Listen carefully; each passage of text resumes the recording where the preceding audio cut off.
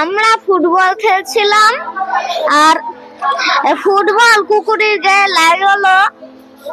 লাগে আমার কুকুর আইসে তাড়াতাড়ি শুরু করে দিল, জাম্প হয়ে গেলাম, কুকুর কামড়াচ্ছে। আমি রানিং অবস্থায় সাইড দিয়ে যাচ্ছি, কুকুরটা মানে ওর মতোই আসতেছে, আমি আমার মতোই যাচ্ছি, হঠাৎ করে ও আমার মানে এখানে কামড় দিয়ে দেয়, মানে দাঁত একদম ধরে বসায় দিয়ে দেয়। রাস্তা ওভারটেক করার সময় বাসের পিছন থেকে এসে কুকুর এসে ঠিক আছে থামতে পেরেছে, ঠিক আছে। এই তারপরে আর আমি আর কোনো কিছু দেখি নাই।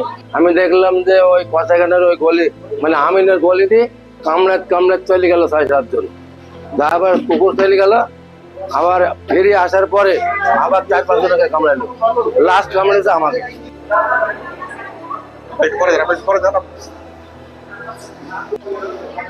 কুকুর লাফি গায়ে কামড়ি সব পিন্দি এই উপজেলা থেকে শুরু করে একার গাঙ্গি পুরা গাঙ্গি কামড়ে যাচ্ছে।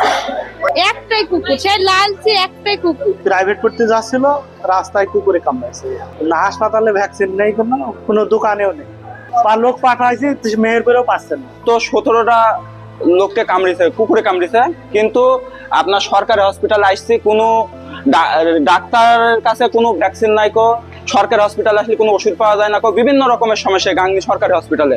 বর্তমানে সরকারি হসপিটালের বেহাল দশা, এটা দেখার মতন গাংনীতে কেউ নাই। যে বাচ্চাটাকে নিয়ে আসা হয়েছে, কোনো চিকিৎসাই নাই, কোনো চিকিৎসা নাই, ভিতরে শুয়ে রাখা হয়েছিল, ওখান থেকেও আমাদের এখানে পাঠিয়ে দেওয়া হয়েছে। মেহেরপুরে গেছে, ওখানেও ভ্যাকসিন পায়নি। সরকারি হসপিটালে তো ভ্যাকসিনটা পাওয়ানোর দরকার, সরকারিতেই যদি জিনিসগুলো না থাকে তাহলে কোথায় পাবো? আজকে আমরা দুপুরের পর থেকে এ পর্যন্ত 10 জন কুকুরে কামড়ানো রোগী পেয়েছি। আমরা এখন এখানে প্রাথমিক চিকিৎসা যা দেওয়া সম্ভব সবকিছু দিয়েছি, র্যাবিস ভ্যাকসিন, কিছু কিছু পেশেন্টের যাদের বেশি ক্ষত ছিল গ্রেড 3 আমরা ইমিউনোগ্লোবুলিন সহ দিয়েছি।